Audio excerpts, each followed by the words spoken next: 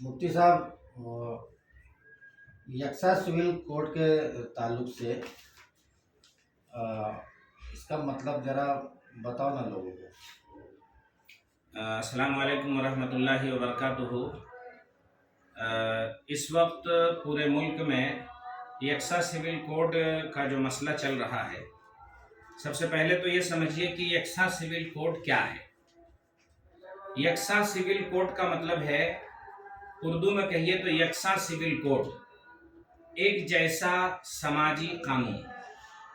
हिंदी में कहिए समान नागरिक कायदा या समान नागरिक कानून।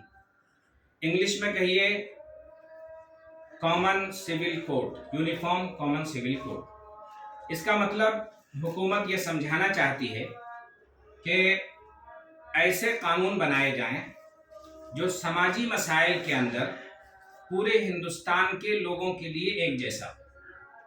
ये ज़ाहिरी अल्फाज ये बताते हैं, लेकिन हकीकत ये है कि ज़ाहिरी अल्फाज से जो बात समझ में आती है, हिंदुस्तान जो है एक ऐसा मुल्क है जो जमहूरी मुल्क है।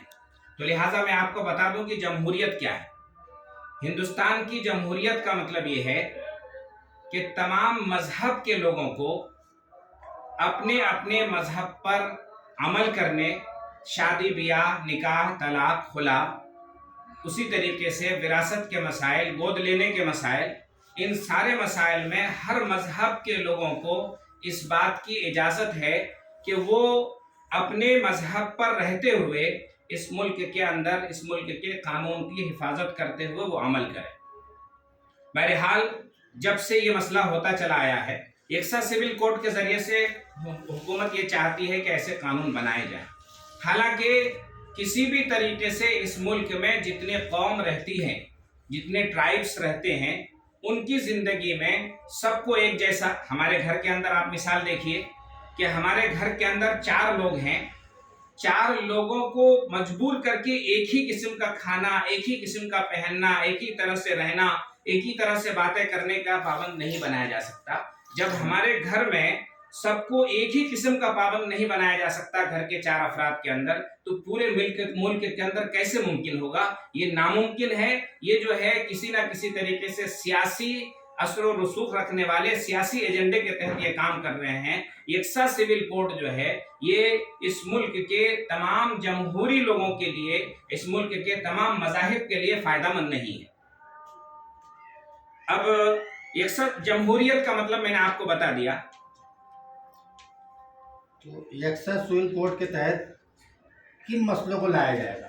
देखिए, अभी तो उनका कहना यह है कि यकसा सिविल कोड के ज़रिए से वो ये चाहते हैं कि निकाह की जो तादाद है उसको ख़त्म कर दिया जाए। निकाह की तादाद, हालांकि मुसलमानों में 4 निकाह की इजाज़त है, ज़रूरी नहीं है, फ़र्ज़ नहीं है। पूरे हिंदुस्तान के अंदर अगर झांक कर देखा जाए, पूरी रिसर्च और तहकीक करके देखा जाए, तो 1% लोग भी 4 निकाह नहीं करते। शरीयत ने इजाज़त दी है, उसके कुछ ना कुछ कैद हैं और कुछ ना कुछ उसके उसूल हैं, कुछ ना कुछ उसके जो है कंडीशंस हैं। उस कंडीशन की वजह से इजाज़त है, लेकिन ये चाहते हैं कि ख़त्म हो। हालांकि कुरान में ये फ़र्ज़ नहीं है, लेकिन कंडीशन जो वो लगा रहे हैं, कुरान के उस हुक्म पर अमल नहीं करे, ये भी गैर मुनासिब मालूम होता है। उसी तरीके से तलाक का हक, वो ये कहते हैं कि ऐसा कायदा बने कि औरत को भी तलाक देने का हक हो और मर्द को भी तलाक देने का हक। देखिए, तलाक देने का हक कहीं ना कहीं शक्ल में मर्द को है और औरत को भी तलाक देने का हक जो है औरत को नहीं है, लेकिन उसकी एक शक्ल है, खुला लेने का हक है। औरत के अगर कहीं जुल्म और ज्यादती होती हो, कहीं हालात पैदा होते हों, तो औरत के लिए ज़रूरी है कि औरत खुला का डिमांड करे और खुला का मुतालबा करे और उसको खुला दिया जाता है।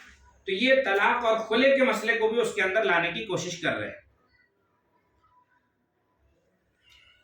तो इससे इस मुल्क के अंदर क्या अच्छा, एक मसला और रह गया है जी कि इसके अंदर जो है तलाक और खुला ही नहीं, हाँ, बल्कि विरासत के मसाइल। विरासत एक ऐसा मसला है जिसकी कुरान के अंदर, हदीस के अंदर, मुस्लिम लॉ के अंदर उसकी पूरी तरह से वजाहत कर दी गई है। اور ایسی وضاحت کر دی گئی ہے کہ بیٹیوں کا اتنا حصہ، بیٹوں کا اتنا حصہ، بہن کا اتنا حصہ، باپ کا اتنا حصہ، ماں کا اتنا حصہ، بیوی کا اتنا حصہ، شوہر کا حصہ، سب کا حصہ متعین کر دیا گیا ہے۔ اب یہ جو قانون لانا چاہتے ہیں یہ قرآن کے سراسر خلاف ہے، حدیث کے سراسر خلاف ہے، اور اس ملک کی جمہوریت کے سراسر خلاف ہے۔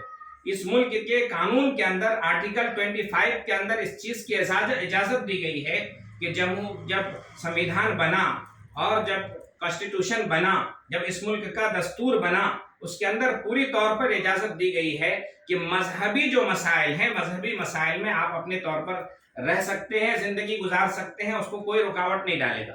آج یہ یکساں سول کوڈ بنانے کا مطلب یہ ہے کہ اس کے اندر رکاوٹ ڈالا جائے، اور جب طلاق وراثت کے مسائل کو لاتے ہیں تو سراسر ایسا ہے جو قرآن کے خلاف ہے، سراسر ایسا ہے جو شریعت کے خلاف ہے، مسلم لا کے خلاف ہے، مسلم پرسنل لا کے خلاف ہے۔ اس کو کسی بھی حال میں قبول نہیں کیا جا سکتا، نہیں مانا جا سکتا، یہ سماج کے لیے مناسب نہیں ہے۔ اور آج جو لوگ جانتے نہیں ہیں ان سے انٹرویو لیے جا رہے ہیں، ان سے پوچھے جا رہے ہیں کہ بھائی آپ یکساں سول کوڈ جانتے ہیں نافذ ہونے والا ہے؟ ان کو یکساں سول کوڈ بھی پتا نہیں ہے۔ اب پونا میں ایک مشہور اور پونا کے ایک خاص آدمی سے میری بات چیت ہوئی اور انہوں نے کہا کہ یکساں سول کوڈ کیا ہے مجھے معلوم نہیں۔ ان کو پھر میں نے کہا ہندی میں کہا جاتا ہے سمان ناگرک قاعدہ، وہ کہتے ہیں پھر بھی مجھے پتا نہیں۔ تو سماج میں لوگوں کو پتا ہی نہیں ہے، اور اس کے ذریعے سے اس کی اچھائی، میڈیا کے ذریعے سے، دوسرے ذریعے سے اس کی اچھائی بیان کی جاتی ہے، حالانکہ کوئی چیز اس کے اندر اچھی نہیں ہے۔ اس ملک کے تانے بانے بکھرنے کا خطرہ ہے۔ اس ملک کے اندر جو ہے تمام لوگ آپس میں تشویش میں مبتلا ہوں گے، اور انسان کی زندگی کا جڑاؤ لگاؤ جو ہے مذہب سے بہت زیادہ ہوتا ہے، اور جب انسان مذہب سے جڑا رہتا ہے تو باقی تمام چیزیں اچھی چلتی ہیں۔ مذہب سے بھی اگر کاٹ دیا جائے گا تو یہ مناسب نہیں ہوگا۔ اسی طریقے سے منہ بولے بیٹے کے وراثت کا مسئلہ سامنے لا رہے ہیں۔ منہ بولے بیٹے کا، منہ بولے بیٹے کو شریعت میں وراثت کا مسئلہ نہیں ہے۔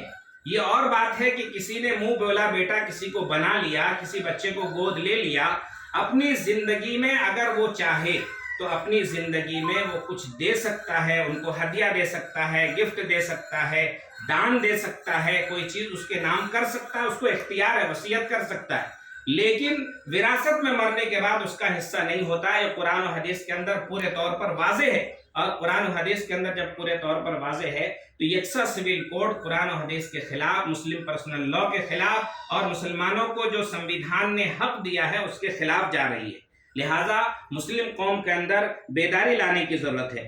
اسی طریقے سے یہ کہتے ہیں کہ بچوں کی تعداد 2 سے زائد نہیں ہونی چاہیے۔ اس ملک کے قانون میں یہ باتیں ہیں، وہ قانون بنانے والے اس کی کوشش کر رہے، لیکن میں تمام لوگوں کو، اس ملک میں رہنے والے، بسنے والے تمام مذہب، تمام ٹرائب، تمام قبائل کے لوگوں سے کہنا چاہتا ہوں کہ اس ملک میں آج سے 70 سال پہلے جتنی آبادی تھی، اس وقت جتنی غربت تھی، جتنے حالات تھے، جتنی پریشانیاں تھی، جتنی مصیبتیں تھی، وہ آج نہیں ہے۔ حالانکہ اس وقت کی آبادی کے حساب سے 3 گنا آبادی زیادہ ہے۔ اللہ تعالیٰ جس کو پیدا کرتا ہے، پیدا کرنے سے پہلے اس کی روزی کا انتظام کر دیتا ہے۔ تمام مذہب کے لوگ، سماج کے لوگ غور کر کے دیکھیں، ماں کے پیٹ میں جب بچہ پلتا رہتا ہے وہاں اللہ تعالیٰ اس کو پالتا ہے، روزی دیتا ہے۔ جب پیدا ہونے کے بعد فوراً اس کو جس چیز کی ضرورت پڑتی ہے، دودھ کی، دوا کی، اللہ تعالیٰ اس سے پہلے اس کا انتظام کر دیتا ہے۔ تو ہم اس میں کیوں رکاوٹ پیدا کریں؟ ہم اس کے اندر کیوں رکاوٹ بننے والے بنے؟ اللہ تعالیٰ آبادی جس ملک کی جتنی زیادہ ہوگی، آبادی اس ملک کے اندر ترقی اتنی زیادہ ہوگی، اتنے وسائل اس کے اندر پیدا ہوں گے، اتنے کاروبار اس کے اندر ہوں گے، اور جتنا انفراسٹرکچر آج سے 70 سال پہلے تھا آج اس کا کئی گنا زیادہ ہے۔ ہم یہ کہنا چاہتے ہیں کہ آبادی کو روک کر کے اللہ کی طرف سے آنے والی کس کی برکت سے، کس کی وجہ سے کون سی روزی اترتی ہے، کون سی سہولیات پیدا ہوتی ہے، آپ بتا نہیں سکتے، آپ اس میں رکاوٹ پیدا کرتے ہیں، یہ مناسب نہیں ہے۔ اسی طریقے سے اس ملک کے اندر جو ہے منہ بولا بیٹا، کسی کو منہ بولا بیٹا رکھنے کا حق ہے۔ کسی بیوی کو، کسی عورت کو اگر بچہ نہیں ہوتا ہے تو وہ کسی کو گود لے سکتے ہیں، آج بھی لوگ لیتے ہیں، ہندوستان کے قانون کے حساب سے بھی لیتے ہیں، شریعت کے حساب سے بھی لیتے ہیں۔